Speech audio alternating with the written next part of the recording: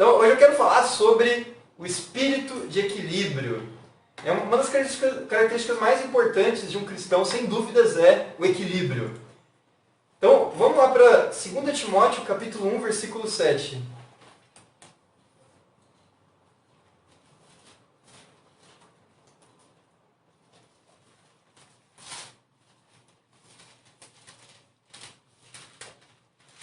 Pois Deus não nos deu espírito de covardia, mas de poder, de amor e de equilíbrio. Uau! A palavra de Deus fala que o Espírito Santo nos dá equilíbrio. A palavra equilíbrio, no dicionário, significa propriedade ou estado daquilo que permanece estável. Isso significa equilíbrio. Então, por exemplo, a mola, ela tem um equilíbrio interessante. Se eu altero a posição da mola, seja esticando ou comprimindo, ela tende a voltar à posição original e fazer pequenas oscilações em torno de uma posição de equilíbrio. Isso é da física. Então, se eu estico a mola, o que a mola faz? Ela quer contrair, ela reage. Se eu contraio a mola, o que ela quer fazer? Ela quer esticar. Então, a mola ela se comporta de uma forma do contra. Né? Se a gente estica, ela contrai. Se a gente contrai, ela estica. Mas se eu estico muito a mola, o que acontece com ela? Ela perde a capacidade elástica e ela não volta mais. Ela perde essa propriedade. Então, comparando aí com a mola, a vida do cristão é parecido. A gente precisa sempre estar no equilíbrio. Se a gente tiver perturbações que vêm de fora, tribulações que nos provam a nossa fé, tira a gente da posição de equilíbrio. Se a gente tem o Espírito de Deus, nós somos capazes de restaurar a nossa posição original, amém? E assim permanecermos constantes, independente do que está acontecendo lá fora, independente das provações, independente das tribulações. Quer o exemplo de uma pessoa muito equilibrada? Jesus Cristo, amém? Jesus tinha um espírito de equilíbrio. Lembra quando ele estava no barco, lá em Marcos, capítulo 4, do 35 a 41, e os discípulos estavam junto com ele no barco, e a tempestade rugia, o mar estava agitado, o vento estava muito forte, então tinha muita perturbação naquele cenário. E os discípulos ficaram desesperados, acharam que eles iam morrer, mas como que Jesus estava se comportando? Ele estava equilibrado em espírito. Ele dormia no seu travesseiro, enquanto a tempestade estava agitada, amém? E aí os discípulos pensaram que eles iam morrer, eles estavam assustados. Eles acordam Jesus, e Jesus repreende o vento, repreende o mar, e tudo se faz completa bonança, amém? Por que Jesus estava no controle da situação? Porque ele tinha equilíbrio. E os discípulos sabiam que Deus, que é Jesus, estava ali com eles no barco, eles podiam ficar tranquilos, sabendo que Deus está no controle de tudo, mas mesmo assim se desesperaram. Quantas vezes você já esteve numa situação de tempestade que te perturbava e você sabe que Deus está com você, mas mesmo assim você se desespera? Você age de forma precipitada. Esse trauma mexe com o seu espírito, né? Tira o seu equilíbrio, te desequilibra. Ou tem outras pessoas que não reagem dessa forma, reagem da forma oposta. Simplesmente deixa passar o sentimento, não lida com ele, ignora. Fica num estado de indiferença. Então, pessoas reagem de um extremo, de outro, mas Jesus nos dá o equilíbrio, amém? Necessário para ser um discípulo. Então, é muito importante nós entendermos esse conceito do equilíbrio, que é um estado de paz. Jesus tinha paz. Podia estar o maior caos lá fora, mas Jesus sabia que Deus estava no controle de tudo. E Ele mesmo é o próprio Deus. Isso é o caráter de Jesus. Como você lida com uma experiência traumática? Como você lida com tempestades? Você tem espírito de equilíbrio? Eu lembro que uma das minhas experiências mais traumáticas da minha vida foi quando eu era pequeno, que eu estava gripado, estava resfriado, com dor de cabeça, e a minha avó me deu chá de boldo para eu tomar. Nunca mais eu quis tomar chá nenhum, amém? Eu nunca recuperei essa aptidão para tomar chá na minha vida. Até hoje eu não gosto de chá, por causa de um único evento traumático na minha vida, amém? Mas Jesus não era assim. Jesus ele superava traumas com muita facilidade. Mesmo que a perturbação poderia ser muito grande, como o evento da cruz. O evento da cruz poderia ser traumático para Jesus. Mas Jesus, depois se separou de Deus, ele morreu e imediatamente, 3 dias depois, ele ressuscitou. Amém? Ele venceu a morte. Então nada derrubava Jesus, nem sequer a morte. Algo que nós como discípulos temos desequilíbrio às vezes é na nossa consciência. Alguns discípulos lutam mais com culpa quando pecam. Outros lutam mais com engano. O que é a culpa? O que é o engano? A culpa é quando você fica com remorso por ter pecado. Aconteceu uma consequência ruim devido ao seu pecado, e aí você fica se remoendo, você fica triste, e aí acaba depressivo, perde a sua fé, e isso é ruim. Agora, o lado oposto também é muito ruim, que é o engano. É aquele discípulo que peca, mas ele não fica com a face rubra de vergonha porque pecou. Ele simplesmente deixa o pecado passar e não lida com ele, não confessa, não sente nada de remorso. Então, muitas vezes, nós oscilamos entre esses dois extremos, como uma mola. Mas a gente precisa procurar o equilíbrio, que é a humildade, amém? Sim, você precisa ficar triste com o pecado, mas uma tristeza segundo Deus, e não a tristeza do mundo que leva à morte. Sim, uma tristeza que leva você ao arrependimento, amém? Então, fora a questão da consciência, existem pontos doutrinários na Bíblia que também são opostos, que a gente precisa buscar o equilíbrio. Por exemplo, fé e obras. Nós somos salvos pela fé ou pelas obras? Não é só pela fé, porque não basta você só aceitar Jesus no coração e você já está salvo. Você precisa se arrepender dos seus pecados. A obra não te salva, mas sem obra você também não pode ser salvo. Porque nós somos criação de Deus realizadas em Cristo Jesus para fazermos boas obras, como diz lá em Efésios 2, versículo 10. Graça ou justiça? Né? São duas coisas opostas. Porque justiça significa que nós vamos para o inferno pelos nossos pecados. Porque Deus não tolera o pecado. Ele precisa que você seja totalmente santo e puro para estar na presença dele. Mas, por outro lado, ele tem a graça, ele perdoa nossos pecados, amém? Então você vê aqui dois extremos, mas eles se conciliam com Jesus. Predestinação ou livre-arbítrio? Qual que é a verdade? Será que a gente tem raciocínio próprio ou Deus predestina a gente para certos eventos? Então, existe um equilíbrio entre os dois. Deus predestina onde você nasce, quando você nasce, quem é a sua mãe, quem é seu pai. Essas coisas Deus escolhe. A cor dos olhos, a cor da pele, a cor do cabelo. Então, tem coisas que Deus predestina, outras Ele deixa a gente escolher. Você pode escolher seu curso na faculdade, você pode escolher o time que você torce. Alguns têm mau gosto, outros são mais sábios nessa área, mas a gente tem livre-arbítrio, amém? Então, as duas coisas coexistem. Outra área que tem um sentido de dois pesos opostos, mas que se conciliam, é vida e doutrina. A Bíblia fala em 1 Timóteo 4,16 para você atentar bem, tanto para a sua vida quanto para a doutrina. Como duas asas de um avião, a esquerda e a direita. Qual das duas asas é mais importante? Ambas são importantes, amém? A Bíblia fala lá. Então, da mesma forma, não podemos só nos atentar à doutrina, aos ensinos, também tem que atentar à conduta, à vida, amém? Outra área que na Bíblia mostra dois opostos da característica de Deus é paciência e intolerância.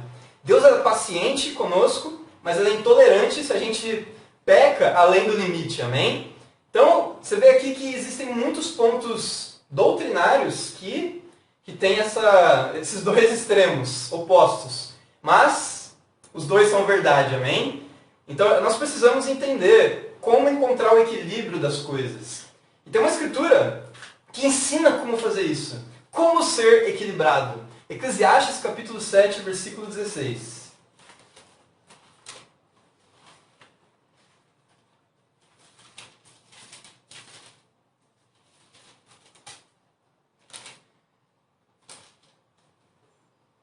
Eclesiastes 7,16. Não seja excessivamente justo, nem demasiadamente sábio. Por que destruir-se a si mesmo? Não seja demasiadamente ímpio e não seja tolo. Por que morrer antes do tempo? É bom reter uma coisa e não abrir mão da outra, pois quem teme a Deus evitará ambos os extremos. A palavra de Deus fala aqui para não ser demasiadamente justo, tampouco ser demasiadamente ímpio. A palavra de Deus fala que aquele que o teme evita ambos os extremos. Ok, não ser demasiadamente ímpio, a gente entende. Obviamente, a Bíblia chama a gente a não viver no pecado, amém? Mas como assim? A Bíblia fala que para a gente não ser excessivamente justo? Não é possível. Será que alguém adulterou a Bíblia e colocou essa escritura? Não parece ser o estilo da Bíblia isso, né? Chamar a gente a não ser muito justo. Por que a Bíblia fala isso? O que Deus quer dizer com essa passagem? Isso é muito profundo e tem a ver com a justiça de Deus. Olha o que diz no versículo 20, Eclesiastes 7:20. Todavia, não há um só justo na terra, ninguém que pratique o bem e nunca peque. Uau, aqui a gente vê a resposta. Por que não ser excessivamente justo? Porque ninguém consegue, amém? É impossível você viver sem pecado. A gente sempre peca. Então, todos nós somos injustos diante de Deus. Nossos 2 pontos de hoje têm a ver com isso. Primeiro ponto, não seja excessivamente justo. Depois nós vamos ver o segundo, não seja demasiadamente ímpio. Então, primeiro ponto, vamos 1 João, capítulo 1, versículos 5 ao 10.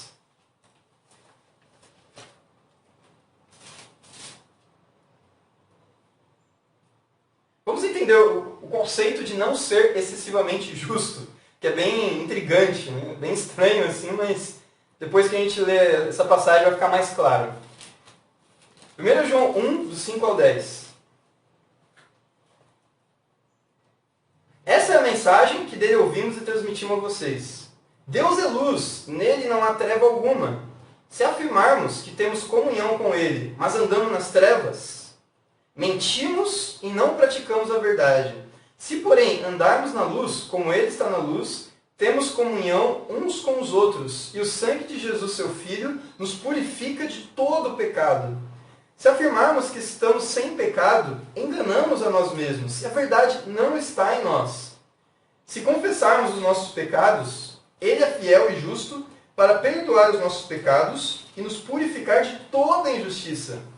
Se afirmarmos que não temos cometido pecado, fazemos de Deus um mentiroso, e a sua palavra não está em nós.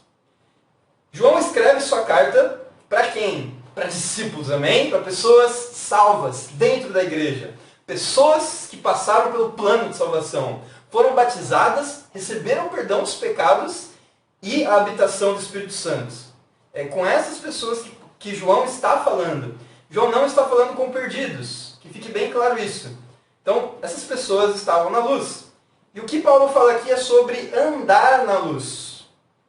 Ou seja, continuar na luz, permanecer salvo. Porque uma vez salvo, você pode regredir e ir para as trevas se você adota um comportamento demasiadamente ímpio, de pecado deliberado. Então, João aqui, ele dá uma instrução muito interessante de como você pode fazer para continuar na luz depois que já foi salvo. E ele fala assim, que tem 2 passos. O primeiro é andar em comunhão uns com os outros. Tá? Em Deus não habita trevas alguma. Então, para a gente ter comunhão com Deus, nós precisamos ter comunhão com os outros irmãos também, amém? Isso significa o quê? Não faltar aos cultos. Então, muito importante, como discípulos, a gente ter o compromisso de vir nas reuniões. A quarentena limita bastante a gente não faz culto presencial nessa época, nesses últimos 4 meses, e só Deus sabe quando a gente vai voltar, mas a gente tem as reuniões virtuais, amém? Domingo e quinta-feira, através do Facebook, e também terça-feira, e os dias de bate-papo através do Google Meet, amém? Então, eu quero animar cada discípulo, cada pessoa que está nos assistindo hoje a vir em todas as reuniões, amém?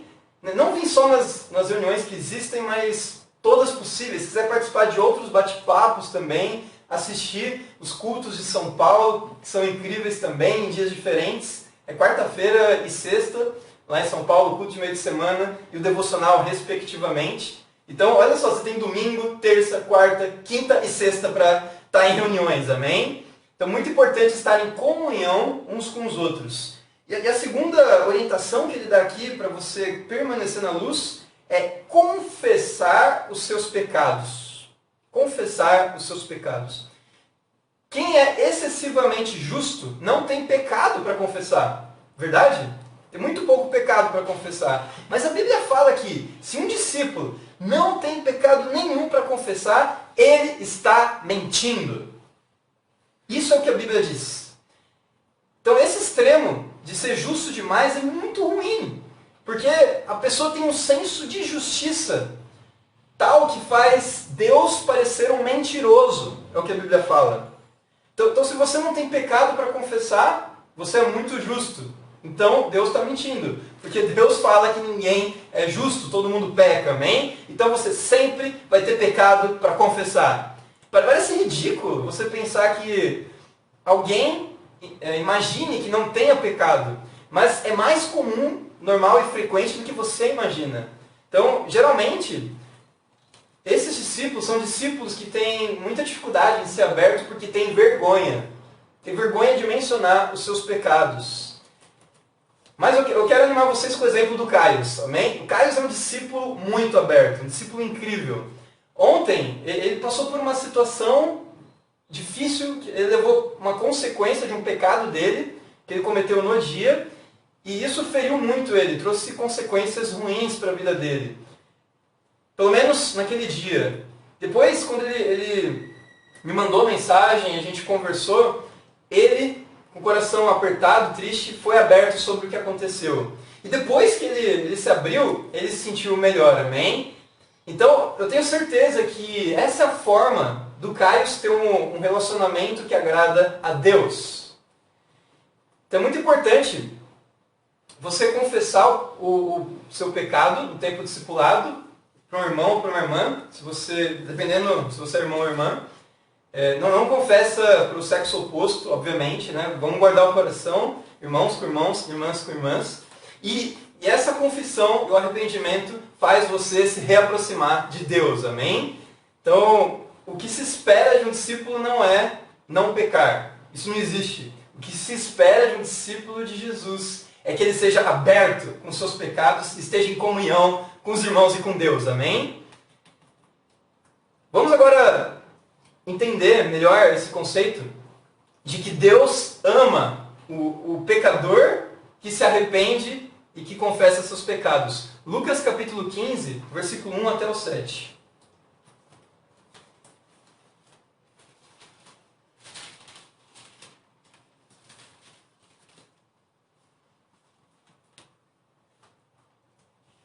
Lucas 15, do 1 ao 7. Todos os publicanos e pecadores estavam se reunindo para ouvi-lo.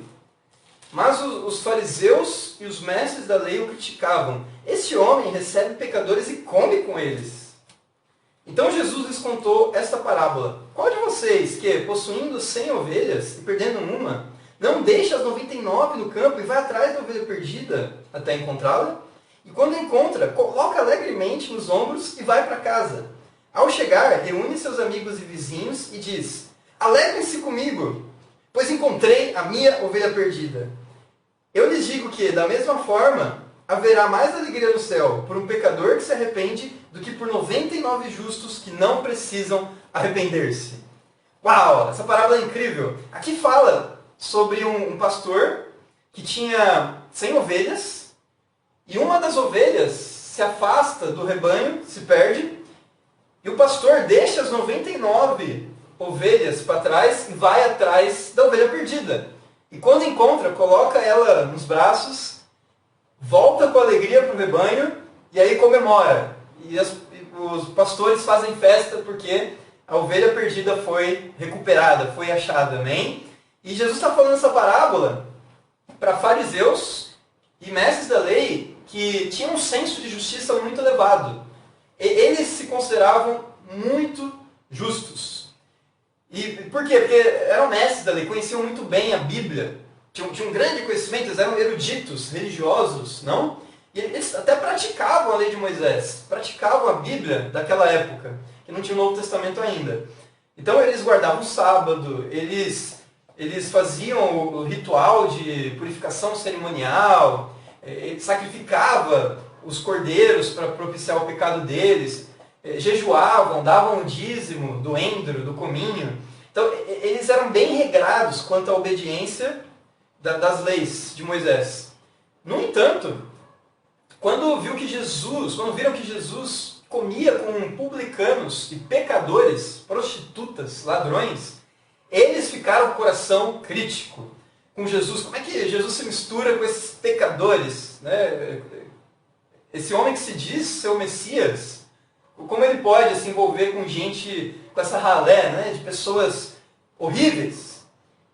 E aí Jesus conta essa parábola para falar o seguinte, que a maior alegria no céu por um pecador, um publicano que se arrepende dos seus pecados e segue a Jesus, do que 99 fariseus, 99 justos, que não precisavam se arrepender. E aí Jesus, muito sabiamente, faz os fariseus refletirem nos seus corações sobre seus próprios sensos de justiça. E aqui na igreja, muitas vezes, a gente toma o reino como garantido. Eu não sei a frase certa em português, em inglês é take for granted. Toma por garantido. Nós entramos no reino e a gente tem a tendência, muitas vezes, de esquecer da cruz de Cristo, esquecer dos valores da gratidão e da graça de Jesus e acaba pensando que nós merecemos estar no reino. Não, eu sou justo, por isso que eu estou na igreja. Quem está no mundo, os perdidos, eles são pessoas horríveis. Mas não é isso que Jesus vem ensinar. Nós que estamos na igreja, nós somos, de certa forma, até piores do que as pessoas no mundo. Sabe por quê? Porque você conhece a verdade quando você está na igreja e ainda peca. Você não está livre do pecado. Os fariseus também pecavam, mas eles não reconheciam isso. Eles criavam uma falsa aparência de justiça, que não era condizente com a realidade. Eles eram muito hipócritas. Então a gente precisa tomar cuidado para não cair na hipocrisia dos fariseus, na hipocrisia religiosa, mesmo que a gente siga a verdade, amém? A gente tem a doutrina correta, que é a palavra de Deus, mas nós podemos ter uma vida arrogante, orgulhosa e presunçosa. Nós temos que tomar cuidado com isso, amém, irmãos? Porque Jesus, ele veio salvar os doentes, não veio salvar os que já estão curados, tá? Porque quem está curado já está bem. Jesus veio resgatar o pecador, amém? Então a igreja é como se fosse um hospital cheio de enfermeiros doentes. E esses enfermeiros cuidam uns dos outros, amém? Então muito importante entender isso. Me anima muito o exemplo da Larissa. A Larissa Heroldi, ela ano passado foi batizada e ela acabou, depois de alguns meses, se desviando do evangelho. Ela acabou voltando para o mundo, acabou esquecendo dos valores cristãos, mas nesse ano, aconteceram eventos na vida dela que fizeram ela retornar para Cristo, amém? Voltar para a igreja. E aí Jesus trouxe essa ovelha perdida de volta para o rebanho. E ela estava com o coração muito diferente, muito transformado.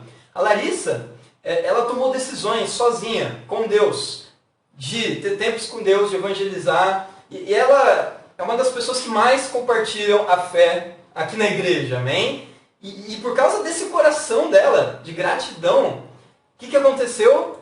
Ela conheceu o Juan, né, o Juan que dava monitoria para ela de cálculo na UFRJ, e ela convidou ele para estudar a Bíblia, e aí fizemos o estudo com o Juan, e o Juan foi batizado na semana passada, amém? Fomos lá na Praia Vermelha para ele poder ser salvo. Então, muito animador ouvir isso. Por que isso aconteceu? Por causa da fé da Larissa. E essa fé provém de uma humildade, de ela entender que ela estava mal com Deus, e que ela precisava mudar, precisava se arrepender, ser aberta e ser restaurada, amém? Então, por isso que a maior festa no céu para um pecador que se arrepende do que 99 justos, os outros irmãos da igreja que estão bem já, que não precisam se arrepender. Mas na verdade está todo mundo pecando, está todo mundo precisando colocar seu pecado na luz, confessando eles e lidando com os pecados, amém? Lembra de Jó? A história de Jó foi interessante. Jó era justo demais.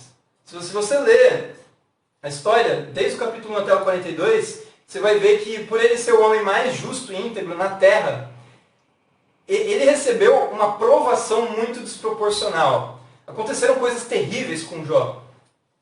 Jó, ele perdeu a família num acidente. Jó perdeu seus recursos, seus rebanhos. Jó ficou doente. Ele pegou uma doença terrível. Então a vida de Jó virou uma desgraça na terra. E aí vieram os amigos dele tentar consolá-lo. Depois de muito tempo, depois de muitas escrituras, até o capítulo 42, finalmente Jó ele entende a soberania de Deus e toda a família é restaurada para ele. Ele tem novos filhos, novas filhas, ele tem novos rebanhos, novos recursos, e aí ele prospera muito mais do que antes. Mas, você vê aqui que Jó ser excessivamente justo teve um preço muito caro que ele teve que pagar. Por quê? Porque quanto mais você é justo, mais você se aproxima de Deus, só que quando você está perto de Deus, seus pecados ressaltam. E aí, Deus ele vai queimar você, porque Deus é fogo consumidor, amém? Imagina só, você está perto do sol, né? Quanto mais perto do sol, mais você se queima. Então Jó estava tão perto de Deus que ele se queimou. Ele sofreu muito por causa disso. Jesus foi o homem mais justo na terra, o único justo, né? E ele sofreu muito por isso. Jesus nunca pecou, mas foi a pessoa que mais sofreu na terra. Ele teve que carregar a cruz dele, sofreu humilhação, abandono. Até Deus abandonou ele na cruz por causa do nosso pecado. Mas a gente vê aqui que um homem que é justo, ele sofre. Então, um homem com muito pecado tem muito castigo, verdade. Um assassino ele é preso, por exemplo. Mas um homem muito justo, ele também é muito castigado. Então, as pessoas mais castigadas do mundo são os muito ímpios e os muito justos. Então, por isso que você tem que estar no equilíbrio, amém? A gente não é muito justo e não podemos ser muito ímpios. Então para eu não ser muito justo, eu vou buscar pecar? Claro que não, amém? Porque isso já acontece independente das suas decisões. O homem equilibrado, ele não é justo demais porque ele entende a graça de Jesus, amém? Então, vamos ver agora a justiça de Deus, como ela é diferente da justiça do homem. E é por isso que a gente se confunde muito com esses conceitos. Porque a gente costuma pensar em padrões humanos. Mas vamos ver como Deus vê a justiça. Lucas 7, do 40 ao 43.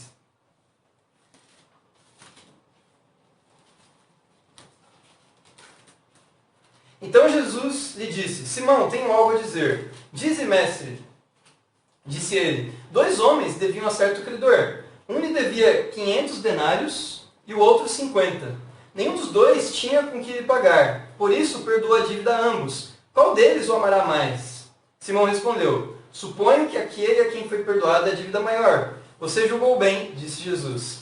Jesus conta uma parábola para um fariseu, Simão, que se considerava justo, para ensinar algo muito profundo. O próprio Simão ele estava julgando uma mulher pecadora, uma prostituta que estava lavando os pés de Jesus e secando com o cabelo. E Jesus ele acaba perdoando ela e não perdoando os pecados de Simão. E Simão fica muito crítico com tudo isso. E aí Jesus conta essa parábola para que ele entendesse o critério de justiça de Deus. Ele fala assim, que um credor devia ao Senhor 500 denários e o outro apenas 50. Então um devia muito, outro devia pouco. E aí o Senhor perdoa a dívida dos dois, do que devia 500 e do que devia 50. Qual deles amará mais o Senhor? É claro que aquele a quem foi perdoada a dívida maior, o de 500 denários. E aí Jesus valida a resposta.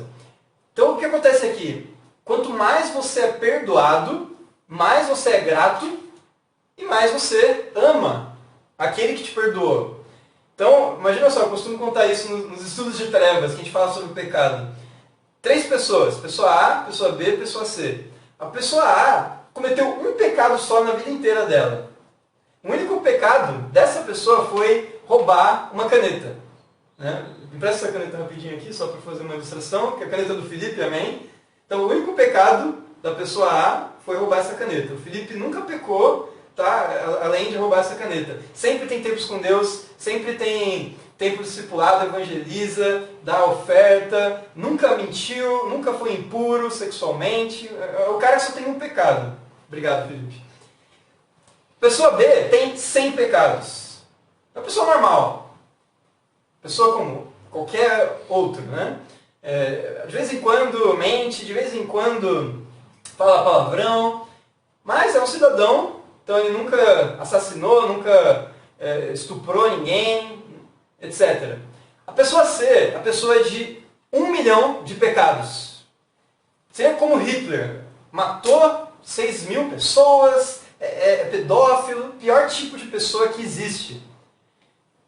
De acordo com o que a gente acabou de ler aqui, de acordo com o contexto da Bíblia, qual dos 3 está mais longe de Deus?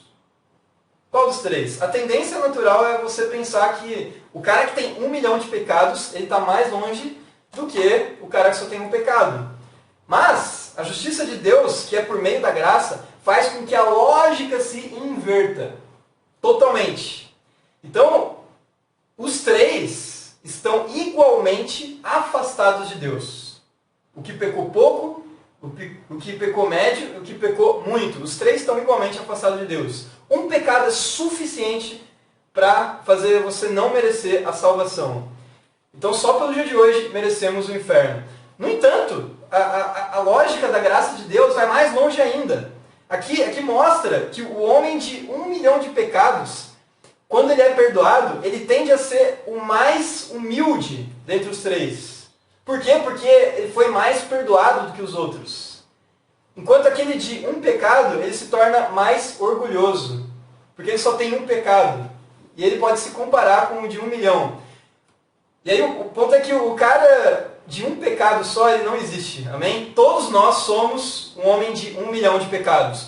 Todos nós somos terríveis. Não merecemos a salvação. Amém? O que nós merecemos é a condenação. Mas pela graça de Deus, estamos em pé, estamos vivos perante Deus. Amém? Então nós somos muito perdoados. Então a gente tem que ser muito grato e amar muito a nosso Deus. Amém? Então eu quero te animar a entender que nós nunca seremos excessivamente justos. Nós temos que ser humildes e reconhecer a nossa miséria, reconhecer os nossos pecados, confessando eles. Amém? Então, quando foi a última vez que você confessou seus pecados? Tem algum pecado escondido que você não falou para ninguém? Essa é a oportunidade que Deus está te dando de ser aberto com os seus pecados, para que Deus possa manter você a salvo e permitir com que você ande em comunhão na luz. O segundo ponto de hoje é: não seja demasiadamente ímpio. O outro extremo também é terrível. Demasiadamente ímpio significa ser escravo do pecado, pecar deliberadamente, quando o pecado para de ser exceção na sua vida e se torna regra. Romanos 8 fala sobre isso. Vamos lá comigo, Romanos 8, versículo 5.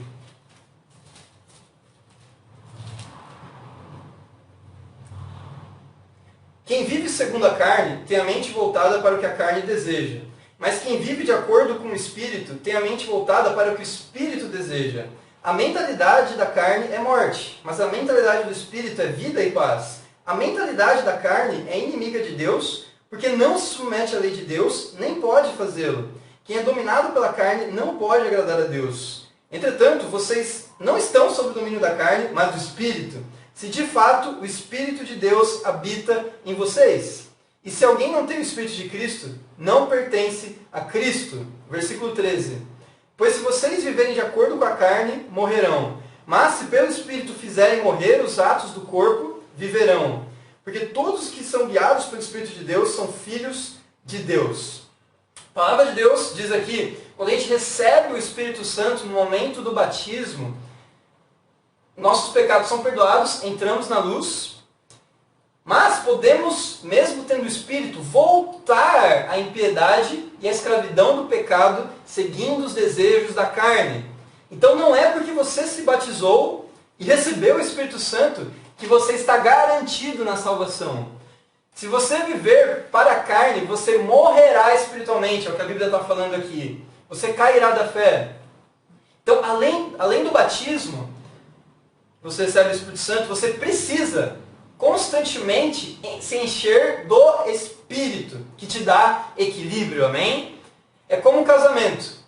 Antes do casamento, eu não podia morar com a Carol, porque ela ainda não era a minha esposa. Mas, depois nós nos casamos, e agora nós moramos juntos, amém? Mas não é porque eu tenho uma esposa morando comigo na minha casa, que eu não tenho que conquistar ela mais. A conquista foi só na época antes do casamento? Não. Hoje em dia eu tenho que conquistar todos os dias ela de novo, e de novo, e de novo. Amém, casados? Então eu devo ter uma atitude positiva de amor, de altruísmo e servidão para sustentar o meu relacionamento com a Carol. Porque se eu começar a ferir ela, se eu cometer adultério contra ela, ela poderia se divorciar de mim. E com Deus é a mesma coisa. Não é o fato que você se casou com Deus e recebeu o Espírito Santo na sua casa, que é seu corpo, que você sempre vai ter o Espírito.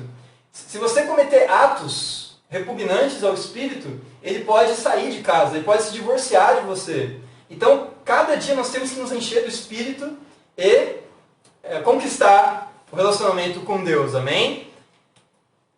Eu, por exemplo, nessa quarentena, teve situações em que minha carne queria pecar. Com videogame e Netflix. Eu estava começando a gostar muito de jogar nas horas vagas e também de assistir séries, filmes. Mas eu orei a Deus, eu recebi ajuda e agora eu estou firme de novo, amém? Eu abandonei, eu parei de jogar, deixei a Netflix de lado para poder me dedicar à palavra de Deus, amém? Com o Espírito Santo é assim que nós temos que lidar. Então, irmãos, para você poder se afastar da impiedade, não ser excessivamente ímpio, você precisa se encher do Espírito Santo, que você já recebeu no batismo, amém? E aqui eu vou dar 4 pontos práticos para você se encher do Espírito Santo. Tem 4 atitudes que faz você estar cheio do Espírito Santo. A primeira é orar. Atos capítulo 4, versículo 31.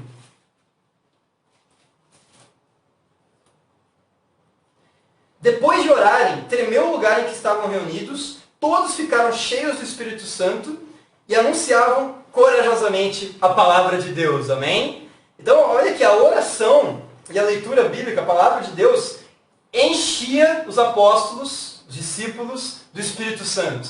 Então, quando você ora a Deus radicalmente, lê a Bíblia, tem tempos com Deus incríveis, fala aqui que você se enche do Espírito Santo. O Espírito Santo já está em você desde o batismo, se você é salvo, se você realmente seguiu o plano de salvação. Mas você precisa todos os dias ter tempos com Deus para se alimentar de novo do Espírito Santo, ativar ele. Em 1 Tessalonicenses 5 fala que você pode apagar o Espírito Santo. Então é muito importante nós não deixarmos a chama do Espírito apagar, amém? Vamos estar cheios dele. Segunda forma prática de se encher do Espírito Santo. Evangelismo, amém? Atos capítulo 13, versículo 49. A palavra do Senhor se espalhava por toda a região, mas os judeus incitaram as mulheres religiosas de elevada posição e os principais da cidade, e provocando perseguição contra Paulo e Barnabé, os expulsaram do seu território. Estes sacudiram o pó dos seus pés em protesto contra eles e foram para Icônio. Os discípulos continuavam cheios de alegria e do Espírito Santo. Uau! Então, olha só, Paulo e Barnabé estavam evangelizando todo o território e por causa do evangelismo deles, eles receberam muita perseguição, mas eles continuavam cheios de alegria e do Espírito Santo. Então, quando você evangeliza, é comum você ter reações contrárias. Ou a pessoa não querendo estudar a Bíblia, ou sendo orgulhosa no estudo, ou parando, ou perseguindo você depois. Isso pode acontecer, mas Pelo menos você está cheio do Espírito Santo quando compartilha a sua fé, quando faz um estudo bíblico, amém? Então, o que nos mantém firmes, cheio do Espírito, não é só a oração, é também o nosso evangelismo. Terceira coisa que nos enche do Espírito Santo, canções, amém? Louvores. Efésios 5, 18 ao 19.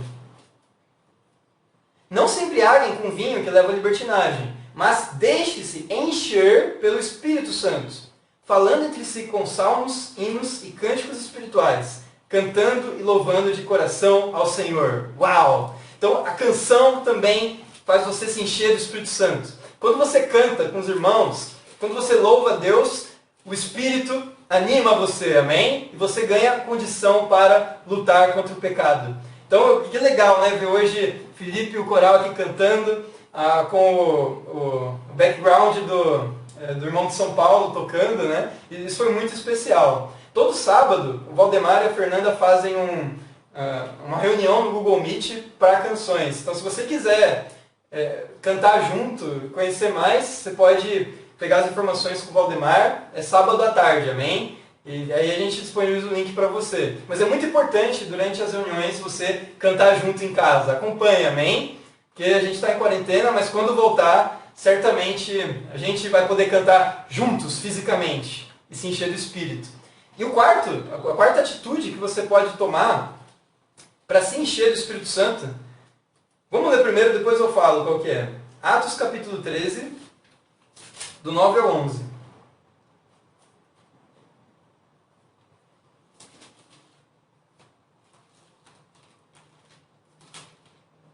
Então Saulo, também chamado Paulo, cheio do Espírito Santo, olhou firmemente para Elimas e disse: Filho do diabo, inimigo de tudo que é justo, você está cheio de toda espécie de engano e maldade.